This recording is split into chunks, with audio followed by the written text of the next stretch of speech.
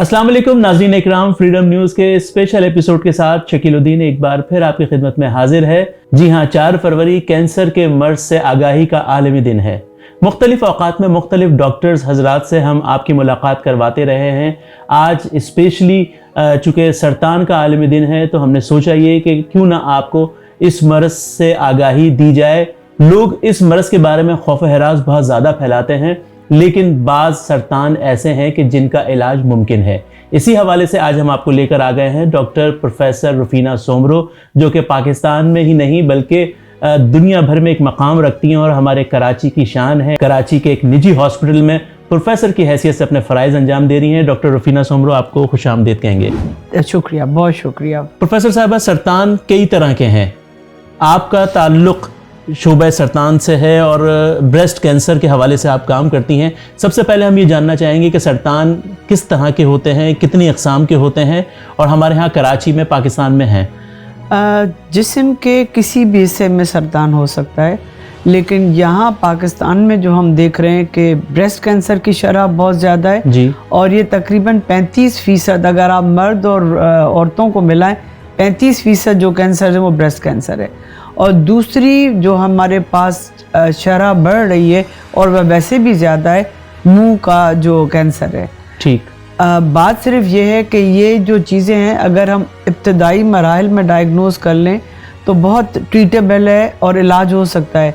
ख़ास तौर से जो मुंह का कैंसर है उसको तो हमको होना ही नहीं चाहिए। अगर हम जो सबसे बड़ी वजह जो है उसकी पान छालिया, तंबाकू, गुटखा जो है, ये अगर हम कर लें तो ये जो है हम इससे बच सकते हैं। तो this is a preventive cancer, आप ये कह सकते हैं। ठीक है। अच्छा डॉक्टर साहब, पान गुटखा छालिया की आपने बात की, तो पान गुटखा छालिया खाने वाले को मुंह का कैंसर हो सकता है। इब्तदाई तौर पर इस मुंह के कैंसर की अलामात क्या हो सकती हैं? क्या किसी किस्म का दाना या कोई जख्म, इस तरह की अलामात अगर जाहिर हों तो क्या वो कैंसर की तरफ जाएगा या उसको वहीं ट्रीट करवाना चाहिए? अगर कोई भी जख्म है मुंह में अंदर कहीं पे जो कि ठीक नहीं हो रहा है, आम अगर छोटा मोटा होता है कि खराश हो गई या कुछ हो गया, वो 2-3 दिन में सही होना चाहिए। ठीक है।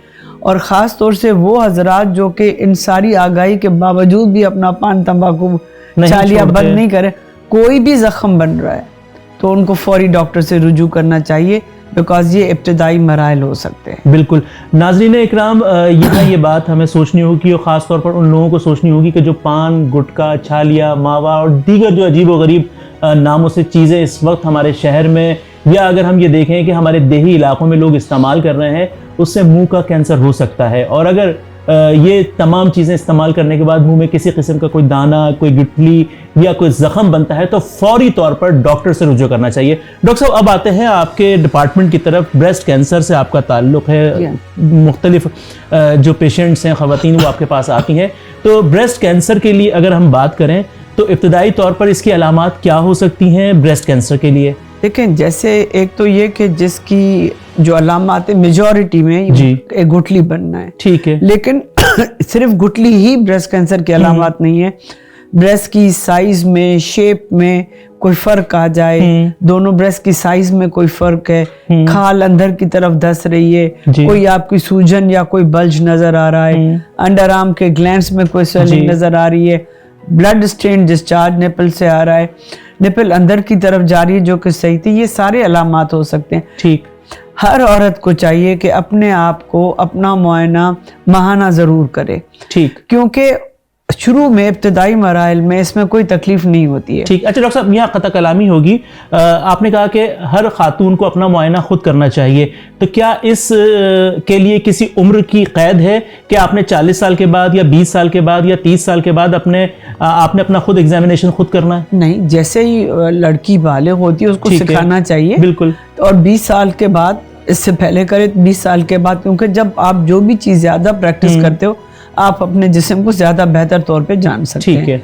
ہمیں المیہ یہ ہوتا ہے کہ ہمیں اتنی بڑی بڑی گٹھلی ملتی ہے کب پتہ چلی، کل پتہ چلی، کیونکہ تکلیف نہیں ہوتی، لوگ اپنے آپ پہ توجہ نہیں دیتے، اور عورتیں خاص طور سے کسی کے ساتھ اس چیز کا ذکر ہی نہیں شیئر نہیں کرتی اس چیز کو، کیونکہ اگر وہ ان میرڈ ہے تو شرم و ججت اس کے باوجود، اور پھر اگر ہے بھی تو وہ ان کے گھر کے باقی افراد کو، اپنے بچوں کو، باقی گھر کے مردوں کو زیادہ توجہ دیتی ہیں، اور کیونکہ تکلیف نہیں اپنے آپ کو اگنور کر دیتی ہیں اور مرض چڑھتا چلا جاتا ہے، بڑھتا چلا جاتا ہے۔ تو اس کو جو چیز چاہیے کہ اگر آپ کو تکلیف ہو یا نہ ہو، اگر آپ جسم میں کوئی بھی تبدیلی محسوس کرتے ہیں جو کہ پہلے نہیں تھی، تو چاہے آپ کو درد ہو یا نہ ہو، پلیز ڈاکٹر سے رجوع کریں، ڈاکٹر سے ضرور دکھائیں۔ اچھا ناظرین اکرام، یہاں یہ بات بھی سوچنی ہوگی کہ جو ہماری ابتدائی طور پر بچیاں بالغ ہو رہی ہوتی ہیں اور ان کے ظاہر جسامت میں تبدیلی آ رہی ہوتی ہے، تو وہاں ماؤں کو یہ بات بتانی چاہیے کہ بیٹا اگر آپ کے جسم میں کوئی کسی قسم کی تبدیلی رونما ہو رہی ہے تو آپ فوری طور پر اپنی ماں سے، بہن سے، یا جس ڈاکٹر سے آپ علاج کرواتے ہیں تو اس ڈاکٹر کو ضرور بتانا چاہیے۔ اچھا ڈاکٹر صاحب، کہا ہی جاتا ہے کہ ہر گٹھلی جو ہے کینسر کی گٹھلی نہیں ہے۔ بالکل صحیح کہہ رہے ہیں آپ، اگر ہم 10 دیکھتے ہیں تو ان میں سے شاید 10 مریض گٹھلیوں کے، تو ان میں سے 1 یا 2 کینسر کے علامات، باقی نان کینسرس گٹھلی بے ضرر ہوتی ہیں وہ۔ جی ہاں، ٹھیک ہے ناظرین اکرام، کینسر سے آگاہی کے لیے، سرطان سے آگاہی کے لیے آج ہم خاص پروگرام آپ کے لیے پیش کر رہے ہیں۔ ہمارے ساتھ پروفیسر ڈاکٹر رفینہ سومرو موجود ہیں، انتہائی سینئر ڈاکٹر ہیں، دنیا کے مختلف ممالک میں جا کے ٹریننگ کر چکی ہیں، اور سینیارٹی کے لحاظ سے اگر ہم دیکھیں تو ایک نمایاں نام ہمیں اس وقت کراچی میں نظر آتا ہے۔ ڈاکٹر صاحب، اب اگر کسی کو تشخیص ہو جاتا ہے بریسٹ کینسر تو اس کے لیے ٹریٹمنٹ کیا ہوتا ہے؟ میں ایک چیز یہاں واضح کرتی ہوں، واحد چیز جو کنفرم تشخیص کرتی ہے وہ بایوپسی ہے، اور آپ کے اس پروگرام کے توسل سے میں بتا دی چلوں، لوگ بایوپسی سے بہت ڈر جاتے ہیں اور وہ کہتے ہیں کہ نہیں لوہا لگنے سے بیماری پھیل جاتی ہے۔ جب تک بایوپسی نہیں ہوگی وہ کنفرمیشن نہیں ہو سکتی، یہ سجیشن ضرور ہو سکتا ہے۔ اچھا، لوگ دعائیں تو کرتے ہیں کہ یا اللہ بایوپسی ہو رہی ہے تو رزلٹ اچھا ہے، کوئی منفی رزلٹ نہ آ جائے، اچھی خبر ہو۔ دعا کر رہے ہیں، سب کریں گے، وہ تو ایک فطری عمل ہے، لیکن جب کنفرم بایوپسی کی رپورٹ میں کوئی چیز آتی ہے تو لوگ یہ بھی کہتے ہیں کہ آپ بایوپسی دوبارہ کر لیں، ہم نے فلانی دعا کی ہے، فلانا ٹوٹکا استعمال کیا ہے، لیکن جو چیز کنفرم ہو کے آئی آپ اس کو اگنور نہیں کر سکتے۔ اور آپ کا سوال کہ کیا ٹریٹمنٹ آپشنز ہیں، ٹریٹمنٹ آپشنز ہمارے پاس بریسٹ کینسر میں بہت زیادہ ہے۔ سرجری ایک آپشن ہے، اور اگر ہم ابتدائی مراحل میں ڈائگنوز کر لیتے ہیں، جب گٹھلی کی سائز چھوٹی ہے تو صرف وہی متعلقہ حصہ جو ہے انوالو وہ نکال لیتے ہیں، کوئی major breast surgery breast remove کرنے کی نوبت نہیں آتی ہے۔ ابتدائی مراحل میں پکڑ لیں تو صرف بغل کے ایک آدھ گلینڈز نکال کے بایوپسی کرتے ہیں، پوری اس کی صفائی کی ضرورت بھی نہیں ہوتی ہے۔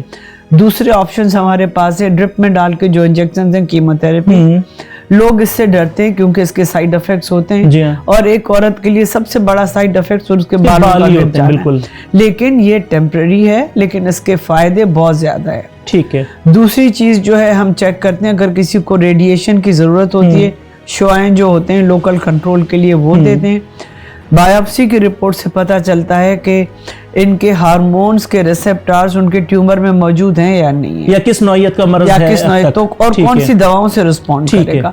تو اگر کسی کی رپورٹ سے آتا ہے کہ ان کو ہارمون کی گولیوں سے فائدہ ہوگا تو ہم ان کو وہ 5 سال 10 سال گولی کھلاتے ہیں۔ ٹھیک ہے۔ اور ایک اور چیز اسپیشل، وہ بھی بایوپسی سے ہی پتہ چلتی ہے، ایک HER2 جین ہوتی ہے جو کہ جنرلی دیکھیں تو بڑی اگریسو بیماری کہی جاتی ہے، لیکن اس کے اگینسٹ اب بہت ساری دوائیاں آ گئیں، اگر وہ دیں تو بیماری پہ بہت قابو پایا جا سکتا ہے۔ ٹھیک ہے۔ یہ ساری چیزیں ہر مریض کو نہیں ملتی، آپ ہر مریض کی ٹریٹمنٹ اس کی بیماری، اس کی ڈیزیز، اس کے عمر، اس کی اور کیا بیمار، اس کو دکھا کے کسٹمائز طور پہ پلان کیا جاتا ہے۔ ٹھیک ہے۔ اچھا ڈاکٹر صاحب، ایک چیز اور یہ بھی ہے، میں یہ کہوں گا سننے والوں کی آگاہی کے لیے، دیکھنے والوں کی آگاہی کے لیے، لوگ یہ بھی سمجھتے ہیں کہ اگر ہم نے بایوپسی کروا لی، یا ہم نے کیموتھراپی کروا لی، یا ہم نے کوئی اوزار لگوا لیا، آپریٹ کروا لیا، تو یہ مرض جو ہے بکھر جاتا ہے، پھیل جاتا ہے۔ تو ڈاکٹر صاحب آپ اس حوالے سے کیا کہیں گے؟ اس چیز کو آپ بالکل صحیح کہہ رہے ہیں، لوگ ہم سے آ کے سوال کرتے نہیں میرا بھائی ایسا نہیں ہوتا ہے۔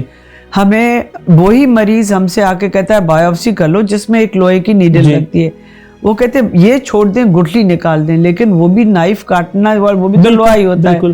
اور اگر آپ بغیر صرف گٹھلی ڈائریکٹ نکالتے ہیں تو جو کینسر کے طریقے کی گٹھلی نکالنی ہے اور صرف گٹھلی، اس میں فرق ہے कैंसर की सर्जरी हम करते हैं जब, तो वो लोकल सर्जरी का, लेकिन उसको साथ साथ थोड़ा नॉर्मल हिस्सा निकालते हैं, थोड़ा और तौर तरीके करते हैं, तो उसमें और उसमें फ़र्क हो जाता है।